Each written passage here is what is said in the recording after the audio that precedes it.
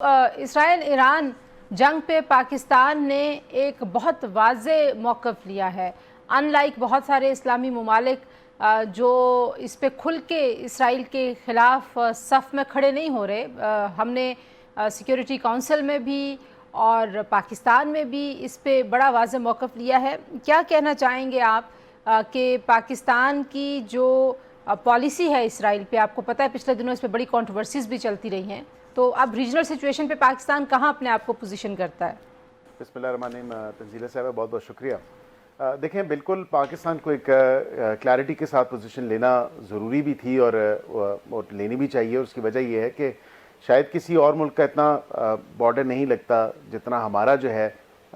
एक तरफ तो भारत है जिसके साथ अभी रिसेंट भारत ने मिस एडवेंचर किया या एडवेंचरिज्म का अपना शौक़ पूरा किया, तो फिर उसे मुँह तोड़ जवाब मिला। अब मशरकी साइड से तो जो है उस तरफ से तो हमने स्टॉपेज की है। अब हम नहीं चाहते कि इस खत्ते को फर्दर डिस्टेबलाइज़ किया जाए और इस खत्ते में ऑलरेडी जो है रीजनल स्टेबिलिटी की बात हम दोहराते हैं और उसी पे ही एम्फेसिस है। और पाकिस्तान ने अपना दो टोक मौक़िफ़ जो है पीस का, सुकून का और एक बाहमी जो ताल्लुकात हैं जितने भी हमारे हमसाया मुल्क हैं उन्होंने इक्वल फुटिंग, म्यूचुअल रिस्पेक्ट के साथ और अच्छे ताल्लुकात जो है वो हम चाहते हैं तमाम तरह अपने नेबर्स के साथ। और ज़ाहिरी बात है कि अगर हमारा एक नेबर जो है वो ईरान है जिसके साथ हमारा बॉर्डर भी लगता है, तो हम ये नहीं चाहते कि वहाँ पे जंग हो और उसका किसी किस्म का असर जो है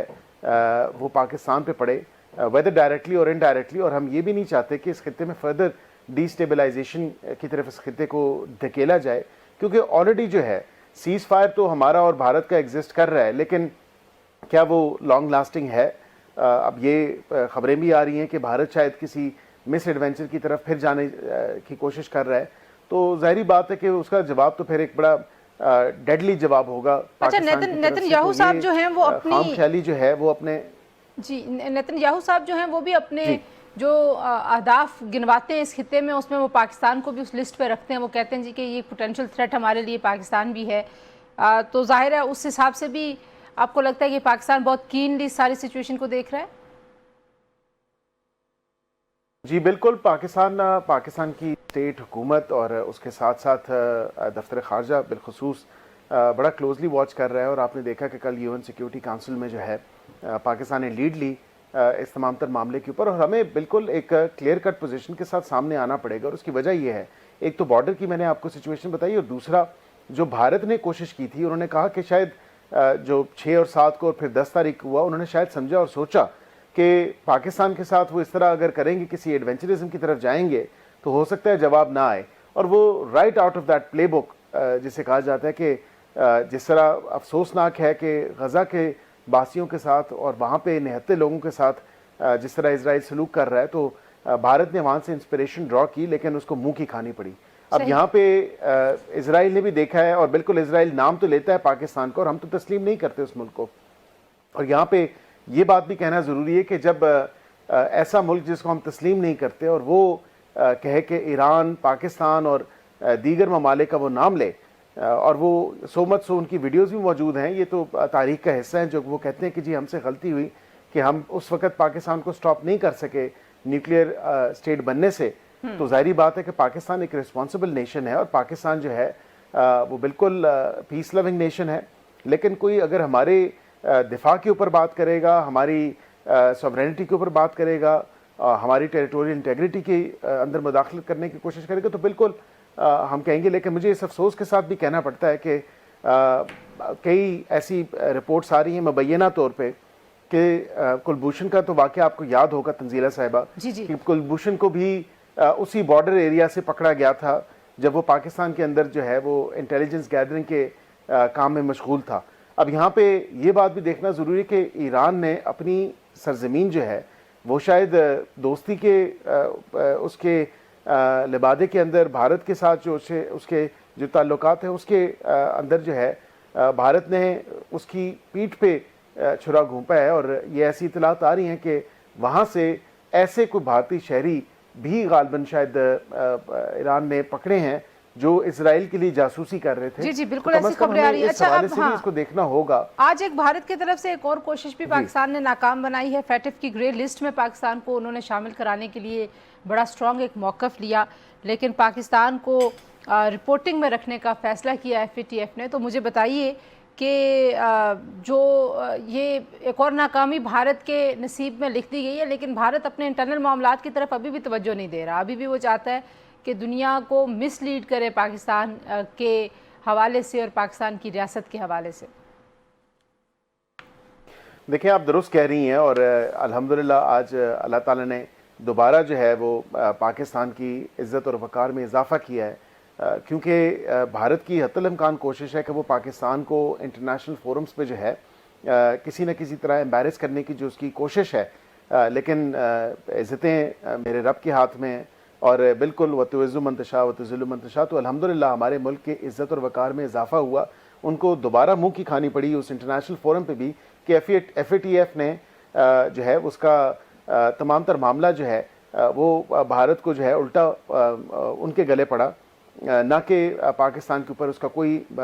کسی قسم کا بھی اثر ہوا یا کوئی منفی حوالے سے اس کو دیکھا گیا. If any thing Pakistan comply کر رہا ہے. پاکستان بھارت کی تو کوشش تھی کہ کسی نہ کسی طرح پاکستان کو گرے لسٹ میں دھکیلے, لیکن الحمدللہ اللہ تعالیٰ نے بڑا کرم کیا اور آج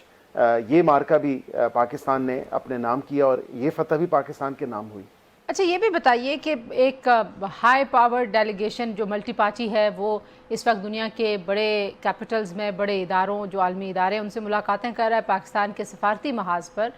قانونی محاذ پر, کیونکہ آپ کا تعلق بھی آپ اس وزارت کو دیکھ رہے ہیں اور آپ خود اسی فٹرنیٹی سے ہیں, تو قانونی محاذ پہ کیا ہم انڈس واٹر ٹریٹی کے معاملے کو لے کے جا رہے ہیں کسی عالمی فورم پر؟ قانونی کوئی راستے اپنانے کی جو بھارت کی جارحیت ہے ظاہر ہے وہ بھی یونائٹڈ نیشنز کی جو سیکیورٹی کونسل کی قراردادیں ان کی مخالفت میں تھیں, انہوں نے اس کی نفی کرتے ہوئے یہ جارحیت کی تھی پاکستان کے خلاف. تو آپ لوگ قانونی فورمز کی طرف رجوع کرنے کا ارادہ رکھتے ہیں؟ دیکھیں سارے فورمز ہی موجود ہیں پاکستان کے پاس, اور ابھی فی الوقت جو ڈپلومیٹک فورم ہے وہ موسٹ اپروپریٹ فورم ہے, اور اسی فورم کو جو ہے زیادہ جو ہے اس پہ فوکس کیا جا رہا ہے. اسی لیے جو ایک ہائی پاور ڈیلیگیشن جو ہے یا ہائی لیول ڈیلیگیشن جس پہ آپ نے ذکر کیا وہ نیو یارک میں بھی تھی, واشنگٹن میں بھی تھی, لنڈن میں بھی تھی, برسلز بھی ابھی ہے, اور غالباً آج کل میں وہ شاید پیرس بھی جائیں گے, اور اگر وقت ملا ان کو اور الاؤ کیا وقت نے یا پرمٹ کیا ایٹ دا ٹائم پرمٹس, تو اسٹراسبرگ اور روم بھی ان کے اس دورے کا ایجنڈا ہے. لیکن میں سمجھتا ہوں کہ پاکستان کا کیس بہت زبردست طریقے سے, اور بالخصوص انڈس واٹر ٹریٹی کے اوپر جو ایک ڈپلومیٹک لائٹ شیڈ کرنی تھی یا پاکستان کا مقدمہ عالمی دنیا میں لڑنا تھا, تو وہ بڑے زبردست طریقے سے اور اچھے طریقے سے احسن طریقے سے لڑا گیا ہے, اور پوری دنیا کو باور کروایا گیا, اور پوری دنیا پاکستان کے موقف کی تائید کر رہی ہے. اور یہی بات ہے کہ فی الوقت اس کو ڈپلومیٹک فرنٹ پہ زیادہ جو ہے فوکس کرنے کے لیے ہمارا جو ہائی پاور ڈیلیگیشن گیا ہے, اور یہ پوری دنیا میں یہ بات بھارت کی جو ایک ان پرووکڈ کہہ لیں اس نے جو ایک ایڈونچرزم کرنے کی کوشش کی ہمارے ساتھ, اور اس کے بعد اس کا منہ توڑ جواب ملا, اور انڈس واٹر ٹریٹی اور مسئلہ کشمیر اور اس کے ساتھ ساتھ جو ٹیررزم ہے دہشت گردی اس کے اوپر ابھی بھی آج آپ اٹھا کے دیکھیں تو جو وہ ڈیلیگیشن کے لوگ یا سربراہ بات کر رہے ہیں وہ یہی کہہ رہے ہیں کہ بھارت کسی قسم کی نیگوسیشنز کے لیے بات کرنے کو تیار نہیں ہے. تو ایسا تو کسی مہذب معاشرے میں نہیں ہو سکتا. رول بیس جو آرڈر ہے